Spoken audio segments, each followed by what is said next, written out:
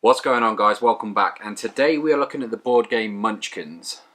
Warm breath on a cold night, echoes in my soul like hold tight. If you've not heard of it, basically it's a RPG game without all the RPG elements. So hold on, I'll explain. There's no world building, no character building, no stat increases, that sort of thing. But what it does best is it takes all of the fun parts of kicking indoors, beating monsters, betraying your friends, and puts it into a simple, fun game. Great for parties, couldn't recommend it more. This is the kind of game, whenever I meet up with friends to play games, we play this at least once or twice. Every new player enjoys it. I've never met anyone that didn't like it. So if you're looking for the perfect fun game, kind of quick, I don't know, I say quick, obviously in comparison to some bigger board games like Betrayal at House on the Hill. This is probably about an hour long. It suggests 1 to 2 hours with 3 to 6 players. We normally play with around 4 or 5 of us, which seems to be perfect. I think maybe the bigger games could get a bit crazier. Obviously with a few of you, it's more fun with more people, I would say. But that's enough me talking about it. You probably want to see the game. Let's look how it works. So as you can see here, I've got the Munchkin Deluxe version. If you haven't got a Munchkin game and you're looking to buy it, definitely pick up Deluxe. You get a board, playing pieces. It's a lot more fun that way. In the box you'll get a game board, 174 cards, 6 pawns and a special Munchkin dice which you can use to run away with, but we'll get into that shortly. Obviously it also comes with a rule book, but you can find them online. I've had this copy for ages now, so my rule book's sort of gone out the window. But I'll show you the board, playing pieces and give you a better look at the game. So the board's in 2 halves. You've got 1, 2, 3, 4, 5 rooms here. And what you're going to do is you're going to battle your way through each room. Then you've got 6, 7, 8, 9, 9 to 10. 10 is where you win the game. So normally a lot of cards are used here to stop your opponents from winning.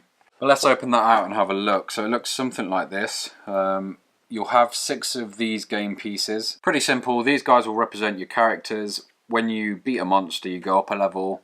There's cards that let you go up a level. You can also sell 1,000 worth of gold, which will also let you go up a level.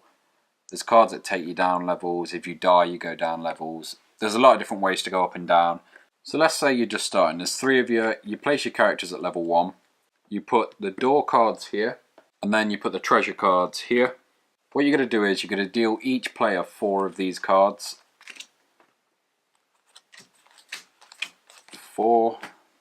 And that's going to be your hand to start the game. Once you've got your hand, the decks have been shuffled and placed on their spots, you're ready to start. So at the start of your turn you can play as many cards as you want.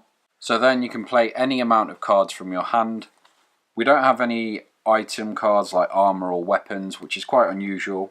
We do have a card called Hoard, which lets you draw 3 more treasures. So let's play that for the sake of testing. 1, 2, 3, there we go. So you'll notice some cards have, just in this corner, they either say something like 1 hand big or 1 hand, 2 hand, stuff like that. So what you'll do is you'll customize your character. For example, if you're a male, you can use a gentleman's club, and if you're a human, you can use the Swiss Army pole arm. On top of that, you can have cards like bribe GM with food, which would work for me. You play that and you go up a level. So that's one way to jump ahead. You want to be careful in the game because if you get too far ahead, you become a target. So a lot of times I honestly don't like using these cards. If I'm behind, it's perfect, but if you're ahead, do not use them. Unless obviously it gives you a chance of winning. And then as well as that, you've got cards like a curse. So this one says lose 1 small item, which you would play on an opponent. And finally, you've got monsters. So this one's Bigfoot, but we'll get onto monsters shortly. What you can do on your turn, like I say, you can play as many cards as you want. You can sell cards, so some cards have a value, normally items. Like this flask of glue is worth 100 gold. If I could build up 1,000's worth of gold, I could sell that to go up another level. So to sell, you find the items, these 2 equal 1,000, so you just put them in the discard. You can also trade cards with other players, so let's say I had the Elven Pole equipped. I could say, does anybody want to trade for this? I can take offers, I can make offers myself, and then I could pass it on to somebody else and get someone else in return. When using items, you can have any number of small items, but you can only have 1 big item unless otherwise stated. So things like dwarves can have more than 1 big item, but that's only an exception. For the sake of this game, let's say I have a gentleman's club attached. My action, I go to kick open a door leading from 3 to 4. You kick open a door, you'd flip it round, and here we've got a level 1 mole rat. So that's one of the weaker monsters. Kind of glad I drew that. When you get into combat, you want to add up your score. So you're level 3. So 3 plus the 3 from the gentleman's club equals 6. So at the minute, your combat value is 6. Obviously, this is only level 1, so you're going to beat that unless any other player wants to play something to affect this combat. So for example, an opponent could play electric radioactive acid potion. So that would give +5 to the mole rat, making it also 6. The monsters win on ties unless you're a warrior. So that would mean you have to find a way to defeat it. Now, you can ask players for help, or you could play similar cards to increase your own stats, things like that. But this is where the game gets really fun. There's a lot of interactions where you can mess with opponents, you can help them. There's sort of bargaining and gambling with each other. Let's say the first card I drew wasn't a monster. Let's say the first card I draw from this deck isn't a monster. I would just take it to my hand. After that, I'm given the option. I can either look for trouble, which means play a monster from my hand. For this example, I could play Zabu's mum. This is from the Guild expansion. I don't know if anyone's seen the Guild, but I could play that monster. Or, alternatively, I could loot the room, which gives me another chance to draw from here. I take that to my hand, and then that's my turn done. But let's play that out. Say, for example, Zabu's mum's been played. It's +5 against males, which, using a gentleman's club, I've declared I'm a male.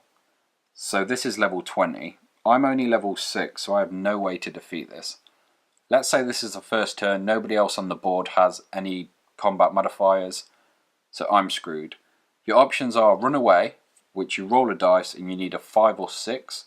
If you are able to run away though, there's no levels or treasure gained from the monster. The alternative is you take the bad stuff it says at the bottom, so guilted. The next time someone asks you for help, you must agree with no reward. So how helping works is you normally offer treasure to coerce them into helping you, because obviously they don't want to help you for free. Everyone is against each other, it's not a co-op game. But while we're looking at that, next to how many treasure you get, there is also how many levels you gain. So stronger monsters normally give you 2. If it doesn't tell you how many levels you gain, it's always 1. So as well as modifiers, there's cards called Wandering Monster, which allows people to play more monsters you have to battle. An alternative to that is, if you have an undead monster, you can play that into any combat without needing Wandering Monster.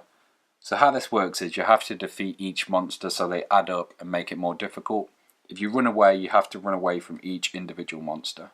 So the easiest way to break down your actions is you may perform any of these actions at any time. You can discard a class or race, you can play a go up a level, or you can play a curse.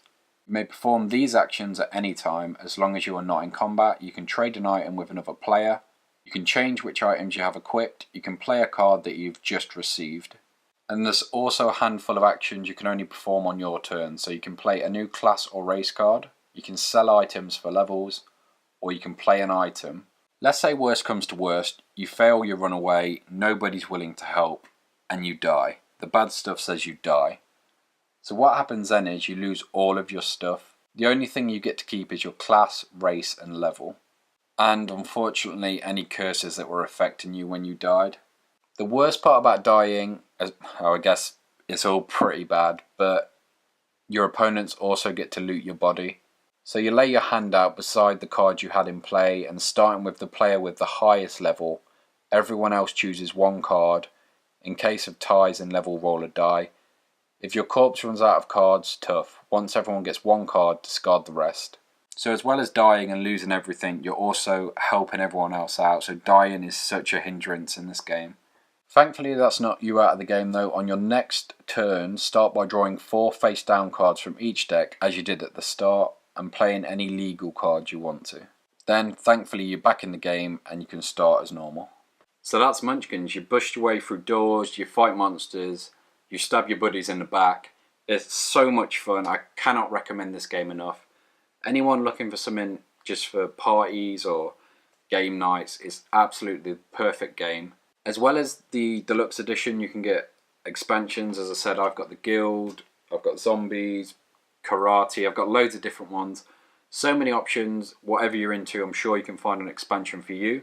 But we've also got the Munchkin CCG coming out. I have ordered it. It should be here shortly, so look out for that review next. If you enjoyed the review, let me know what game you want to see next. Make sure you like, comment, subscribe, and until next time, see ya.